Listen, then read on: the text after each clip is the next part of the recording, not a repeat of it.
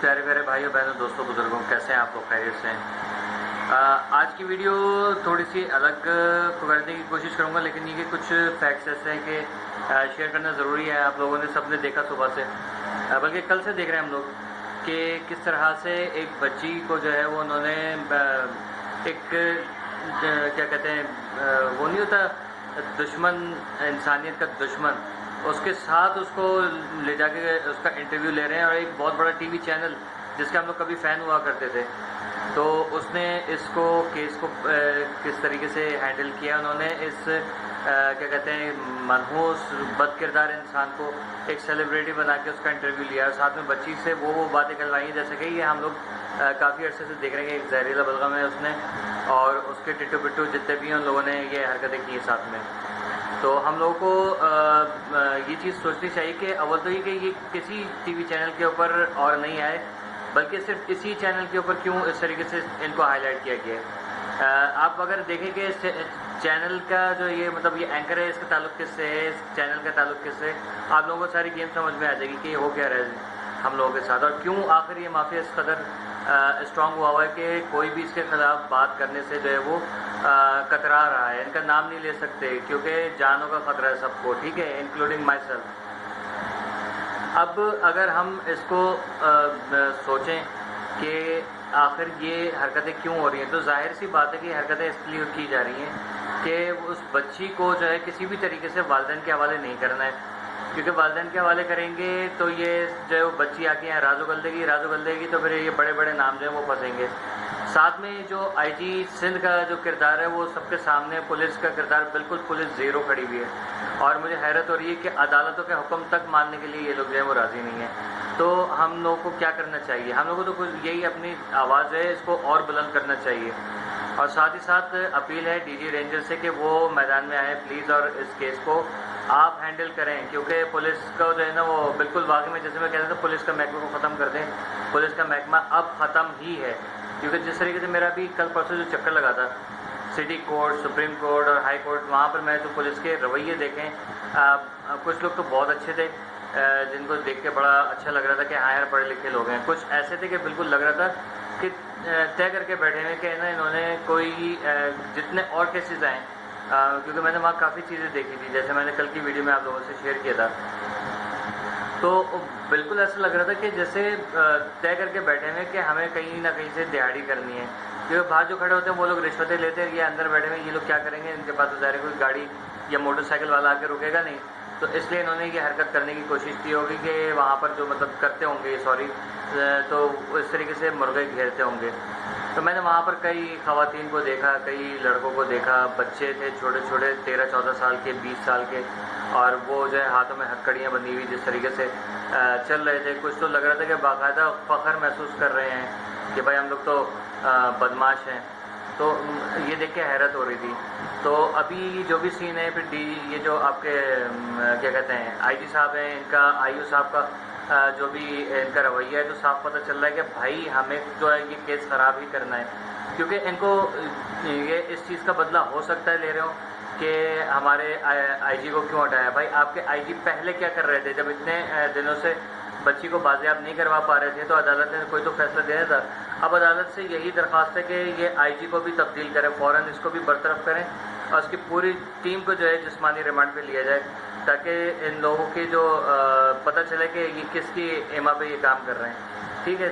और साथ ही साथ एक ऑडियो भी लीक हुई है जो कि एक घटिया तरीन मनूस चंपा चंबेली जो बंदा है उसको धमकी देने का उसने जो ढोंग रचाया था वो भांडा फूट गया है, ठीक है। ऑडियो लीक हो गई है भाई, और पता चल गया कि ये कौन है, ये उस बाथरूम वाले ब्रश का फूफा है, ठीक है। फूफा जो है वो क्या हरकतें कर रहे हैं अपने ये मनहूस इंसान को, फूफा किसको बोलते हैं, फूफा का भांजा भतीजा जो भी है, ऐसे चिड़ी घोंसले को जो है वो बचाने की कोशिशें कर रहे हो तुम लोगों को शर्म आनी चाहिए। बेगैरत इंसान, बच्ची का हाल क्या कर दिया तुम लोगों ने देखा है? इतनी छोटी सी बच्ची है वो, इतनी नाजुक सी बच्ची है, हड्डियों का ढांचा बन के रह गई है, और तुम लोगों को शर्म नहीं आ रही है?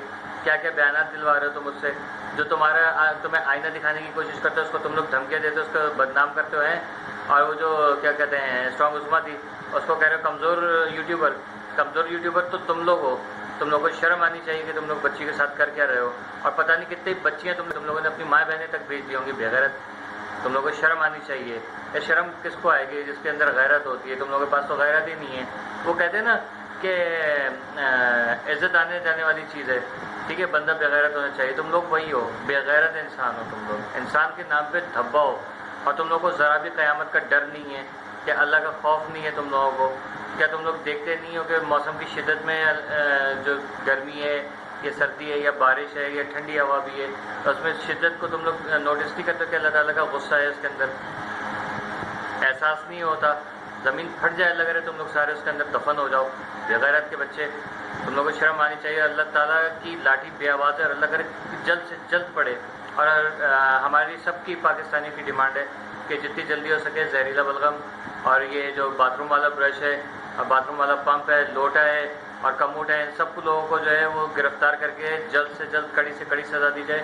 اور جو اس وقت سندھ میں جو اس کیس کو دیکھ رہے ہیں, جسٹس صاحب آپ سے گزارش ہے کہ یہ آئی جی صاحب کو بھی اٹھا کے پھینکیں باہر.